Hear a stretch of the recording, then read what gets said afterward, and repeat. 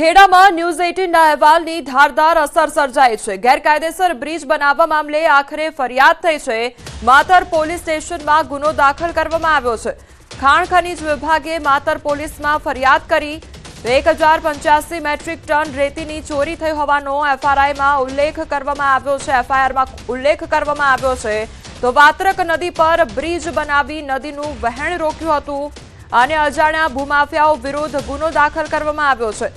રઢુ ગામમાં નદી પર ગેરકાયદેસર આ બ્રિજ બનાવવામાં આવ્યો હતો।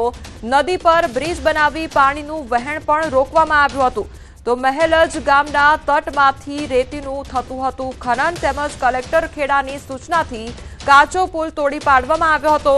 આ પુલ દ્વારા નદીના પ્રવાહમાં અવરોધ અને જનસેવાનું જોખમ ઊભું થયું હોવાનો એફઆઈઆરમાં ઉલ્લેખ પણ કરવામાં આવ્યો છે।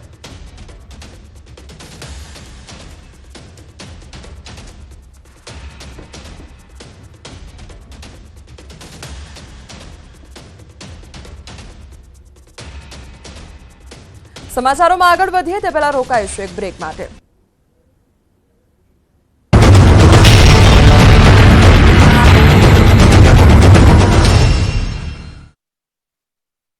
ફૂલ ટાઈમ સી આતંકીઓમાં એકનું નામ અબુ તલ્લા હોવાનું ખુલ્યું। બીજા આતંકીનું નામ આશિફ ફૌજી જ્યારે અન્ય આતંકીનું નામ સુલેમાન શાહ હોવાની માહિતી।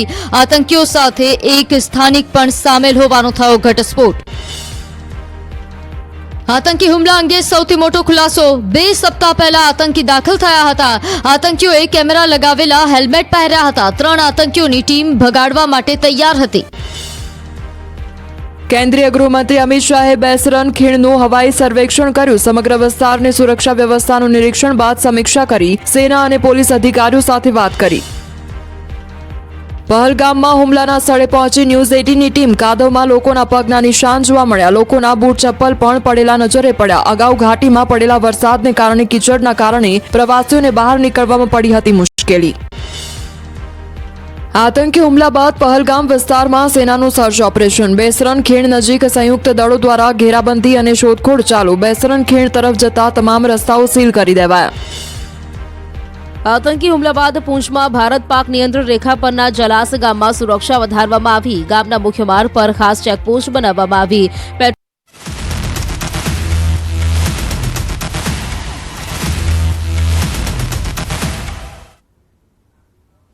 Welcome back.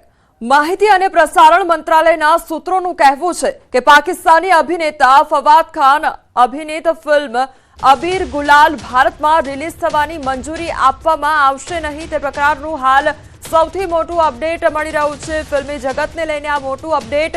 માહિતી અને પ્રસારણ મંત્રાલયના સૂત્રોનું કહેવું છે કે પાકિસ્તાની અભિનેતા ફવાદ ખાન અભિનીત ફિલ્મ અબીર ગુલાલ ભારતમાં રિલીઝ થવાની મંજૂરી આપવામાં આવશે નહીં। જે ફિલ્મ રિલીઝ થવાની હતી તે હવે ભારતમાં રિલીઝ કરવામાં નહીં આવે અને તેની મંજૂરી આપવામાં આવશે નહીં તે પ્રકારનું અપડેટ સામે આવી રહ્યું છે। માહિતી અને પ્રસારણ મંત્રાલયના સૂત્રોનું કહેવું છે કે પાકિસ્તાની અભિનેતા ફવાદ ખાન અભિનીત ફિલ્મ અબીર ગુલાલ કે જે ભારતમાં રિલીઝ થવાની મંજૂરી આપવામાં આવશે નહીં તે અપડેટ સામે આવી રહ્યું છે। કાશ્મીરના પહલગામમાં મંગળવારે થયેલા આતંકવાદી હુમલાના ફાયરિંગના વિડીયો સામે આવ્યો છે અને આ વિડીયોના દ્રશ્યો આપને વિચલિત કરી શકે તેમ છે। વિડીયો દૂરથી લેવાયો હોવાની શક્યતા છે કારણ કે ફાયરિંગ કરનાર વ્યક્તિ અને જેની સામે ફાયરિંગ થઈ રહ્યું છે તેઓ સ્પષ્ટ જોવાઈ નથી રહ્યા। વિડીયોમાં જોઈ શકાય છે કે એક બંદૂકધારી આતંકી કેટલાક લોકો સામે બંદૂક ધારી રહ્યો છે તો સામે 3 થી 4 લોકો બંદૂકધારી વ્યક્તિથી પીછેહટ કરી રહ્યા છે। આતંકીઓએ પ્રવાસીઓને ઘેરીને ગોળીબાર કર્યો હતો અને તે અંગેનો આ વિડીયો વાયરલ થઈ રહ્યો છે તો આ દ્રશ્યો તમને વિચલિત કરી શકે છે અને સ્પષ્ટ આ વિડીયોમાં જોઈ પણ નથી શકાતું કારણ કે જે વિડીયો લેનાર વ્યક્તિ છે તે દૂર ઊભો છે। જે બંદૂકધારીઓ છે તેમના દ્વારા બંદૂક તાકવામાં આવી રહી છે। પ્રવાસીઓ પર બંદૂક તાકવામાં આવી રહી છે અને તે લોકો પણ બચવાનો સતત પ્રયાસ કરી રહ્યા છે। પ્રવાસીઓને ઘેરીને ગોળીબાર કરવામાં આવ્યો હતો અને આખી ઘટનાનો વિડીયો સામે આવ્યો છે। આતંકીઓ દ્વારા પ્રવાસીઓને ટાર્ગેટ કરવામાં આવ્યા હતા અને ઘેરીને ગોળીબાર કર્યો હતો અને આ બંદૂકધારી જે હથિયારધારી આતંકીઓ હતા તેમનાથી બચવાના પ્રયાસ પણ પ્રવાસીઓ દ્વારા કરવામાં આવ્યા હતા। પીછેહટ પણ તેઓ કરી રહ્યા હતા સતત અને આખી ઘટના વિડીયોમાં કેદ થઈ છે। આતંકીઓ દ્વારા કરાયેલા ઘાતકી હુમલા બાદ ભારતીય સેનાઓએ પાકિસ્તાન સામે તૈયારીઓ શરૂ કરી દીધી છે. ભારતીય નૌકાદળે યુદ્ધ અભ્યાસ શરૂ કર્યો છે. સ્વદેશમાં તૈયાર થયેલું નૌસેનાનું શક્તિશાળી યુદ્ધ જહાજ INS સુરત એ સમુદ્રમાં મિસાઇલ દ્વારા ચોક્કસ લક્ષ્ય ભેદ કર્યું. તો મિસાઇલ લોન્ચિંગનો વિડીયો સામે આવ્યો, જેણે નૌસેનાની તાકાતનો પરચો આપ્યો છે. હાઈટેક મિસાઇલના પરીક્ષણથી દુશ્મનોના હાજા ગગડી ગયા છે. તો નફ્ફટ પાકિસ્તાન ડરી રહ્યું છે. ભારતીય સેનાના યુદ્ધ અભ્યાસથી ડર અનુભવી રહ્યા છે.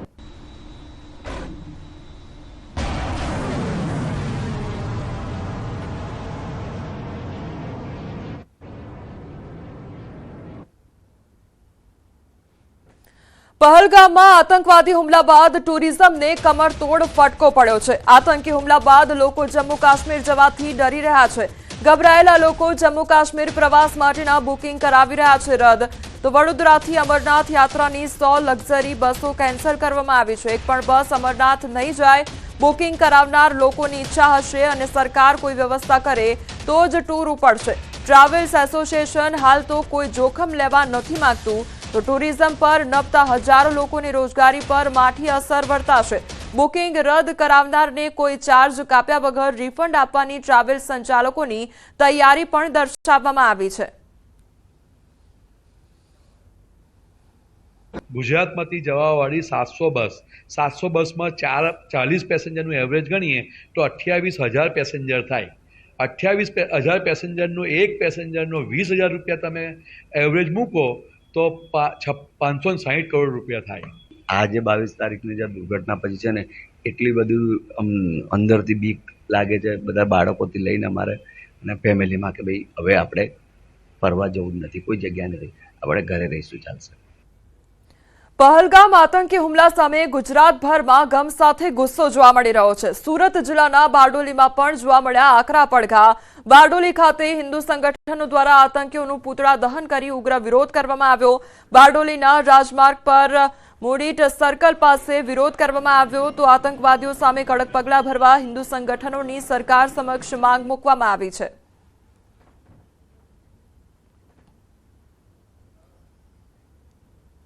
જમ્મુ કાશ્મીરમાં આતંકી હુમલાને લઈ દ્વારકામાં સુરક્ષામાં વધારો કરવામાં આવ્યો છે. દ્વારકાધીશ મંદિરમાં સુરક્ષામાં વધારો કરવામાં આવ્યો છે. ગુજરાતના પ્રખ્યાત મંદિરોની સુરક્ષામાં વધારો કરાયો છે, ત્યારે દ્વારકાધીશ મંદિરમાં પણ સુરક્ષામાં વધારો કરવામાં આવ્યો. બોમ્બ સ્ક્વોડ ટીમ પણ મંદિરમાં તૈનાત કરવામાં આવી છે. તો મંદિર આસપાસ વિસ્તારોમાં સઘન ચેકિંગ હાથ ધરાયું. દ્વારકાધીશ મંદિરમાં ચુસ્ત પોલીસ બંદોબસ્ત વચ્ચે યાત્રિકોનું સઘન ચેકિંગ કર્યા બાદ જ મંદિરમાં પ્રવેશ આપવામાં આવી રહ્યો છે.